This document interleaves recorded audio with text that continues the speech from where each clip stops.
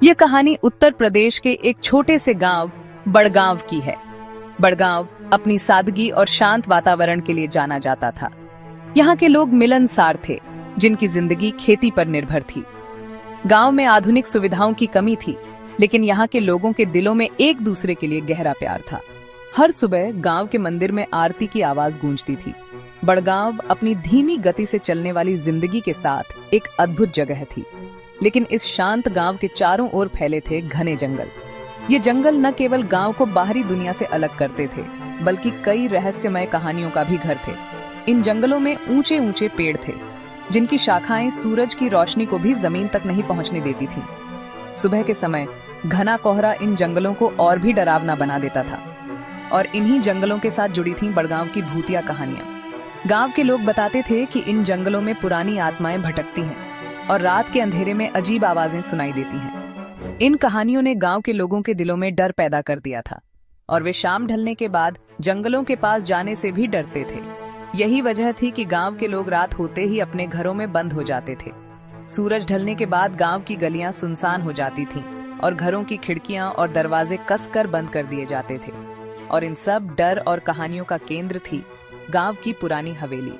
ये हवेली गांव के बाहर जंगल के किनारे स्थित थी, और इसकी टूटी फूटी दीवारें इसे और भी डरावना बनाती थीं। हवेली के बारे में कई कहानियां प्रचलित थीं। कहा जाता था कि उस पुरानी हवेली में अनकही दास्तानें छिपी हैं। कुछ लोग कहते थे कि हवेली में एक शापित खजाना छुपा है, जिसकी तलाश में कई लोग अपनी जान गंवा चुके हैं। दूसरों का मानना था कि हवेली में एक दुष्ट आत्मा का वास है, जो रात के अंधेरे में भटकती है और लोगों को डराती है। ऐसी ही एक डरावनी रात, जब आसमान में पूर्णिमा का चांद बादलों के पीछे छिप रहा था, गांव का राजू अचानक गायब हो गया। राजू उस रात अपने घर से निकला और फिर कभी वापस नहीं लौटा। राजू का गायब होना गांव के लिए एक बड़ा सदमा था, और लोगों के दिलों में डर और भी गहरा हो गया। तभी शहर से एक युवा पत्रकार आर्यन ने इस रहस्य की तहकीकात करने का फैसला किया। आर्यन एक साहसी पत्रकार था, जो हमेशा सच की तलाश में रहता था।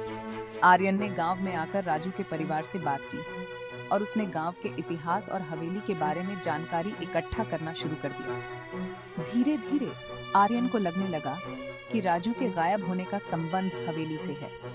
इस खोज में उसकी मदद करने के लिए उसकी दोस्त सपना भी उसके साथ आ गई। दोनों ने मिलकर राजू के गायब होने की गुत्थी को सुलझाने का फैसला किया। एक रात आर्यन और सपना हिम्मत करके उस डरावनी हवेली में पहुंचे। हवेली के दरवाजे अपने आप खुल गए, जैसे कोई उन्हें अंदर बुला रहा हो। अंदर का अंधेरा इतना घना था कि उन्हें कुछ भी दिखाई नहीं दे रहा था। हवेली के अंदर अजीब आवाजें आ रही थीं, जैसे कोई फुसफुसा रहा हो। फर्श पर धूल जमी हुई थी, और हर कदम पर चरमराहट की आवाज आ रही थी। दीवारों पर खौफनाक साए नजर आ रहे थे, और कमरों में पर्दे अपने आप हिल रहे थे। आर्यन और सपना डर गए, लेकिन उन्होंने हार नहीं मानी।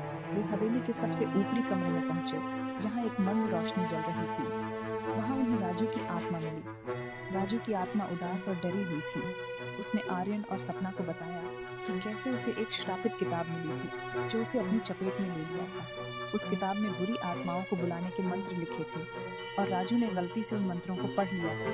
इसके बाद बुरी आत्माओं ने उसे अपने वश में कर लिया और उसकी जान ले ली। आर्यन ने गांव वालों के सामने राजू की कहानी सुनाई, और उन्हें उस श्रापित किताब के बारे में बताया। सभी गांव वालों ने मिलकर राजू की आत्मा को शांति दी। उन्होंने एक विशेष पूजा का आयोजन किया और उस श्रापित किताब को जला दिया। उस दिन के बाद से बड़गांव की रातें डरावनी नहीं रही। गांव के लोगों ने डर को त्याग दिया और एक नई शुरुआत की। बड़गांव फिर से एक खुशहाल गांव बन गया, जहां लोग प्यार से